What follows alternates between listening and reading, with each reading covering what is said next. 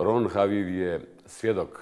Prvi je fotografisao užas u Vukovaru, prvi početak rata u našoj zemlji, 2. aprila u Bijeljini, prije 25 godina. Fotograf opsade Sarajeva. Njegova fotografija šutiranja ubijenih civila u Bijeljini, iako na nju nema ni kapi krvi. Prva je fotografija Bosanskog rata na kojoj je sve jasno. 25 godina nas dvojicu povezuje taj 2. april, ta Bijeljina i taj početak. Sve što jedan domaći novinar govori u studiju tog dana, jedan stran je dokumentovao i potvrđivao na terenu u Bijeljini. 25 godina kasnije Ron snima film u kojem između ostalih priča jeste i ova o dvojici novinara vršnjaka koji umjesto da fotografišu, snimaju cure, mladost, radost, oni izgovaraju i dokumentuju najgore što novinara može zadesiti. Ovo je rat. Ron, let's start this conversation with the day of April 2nd of 1992. On that day you have been in Bijeljina and you have witnessed the start of war in Bosnia. At that same day, Senad announced on TV that the war in Bosnia had started. Where you find the courage to be there and to document the start of ethnic cleansing in Bosnia, and how you felt that day and how you feel now, a quarter of a century later? Well, by April of 1992, I'd already been working for more than a year covering the different wars in Yugoslavia, starting off with Slovenia, then working quite a lot in Croatia, especially documenting the fall of Vukovar, working on both the Serbian and the Croatian side. And so I felt very dedicated to making sure I would see wherever the story would go, whatever happened to the future of Yugoslavia. I was very sure that I wanted to make sure I was able to watch all the processes. So when it started to come that there was going to be peacekeeping troops arriving for Croatia, I arrived in Belgrade to document that. And at the same time, people were talking about the referendum and what was going to happen in Bosnia. And I received a phone call that there was some fighting starting in Bijeljina, and I arrived there. And very much like the war in Croatia, the town was split in half between the two different sides, but it was being fought by the butcher against the banker. It was civilians fighting with hunting rifles and so on. And that went on for several days. And then after a certain point, Arkan and the Tigers arrived and everything escalated and changed dramatically. And that's where I was able to document basically what we now know as ethnic cleansing, to see the executions of middle-aged people executed by well-armed paramilitaries.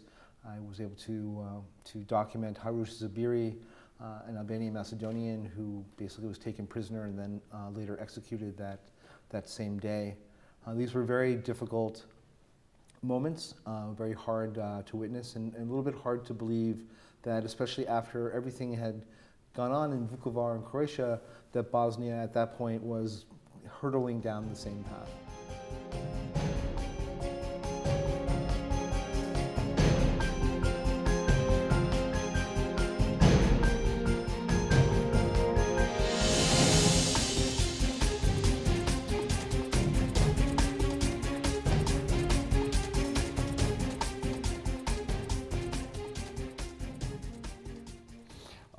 We now know that the name of a man who's kicking a dead body on one of your most remarkable pictures from Bijeljina of 1992. His name is Srđan Golubović, and he's today a DJ in Belgrade. When you compare those two, that on your picture he is a killer of an innocent person, and now today he is a DJ in Belgrade, what that tells you about a quarter of a century in the Balkans, and what happened here over the last 25 years?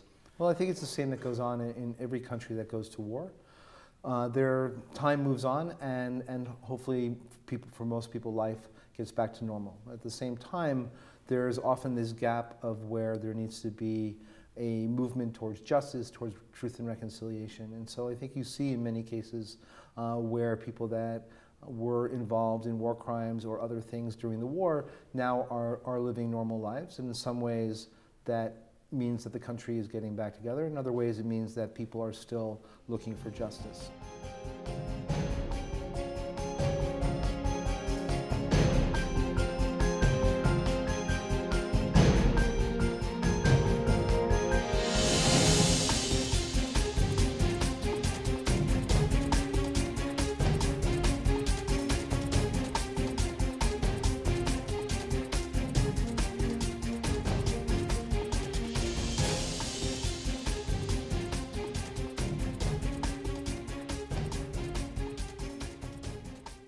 currently you're working also on a project called Biografiju of a Photo, and that's one of the reasons why you came to Bosnia. Can you tell us a bit more about that project?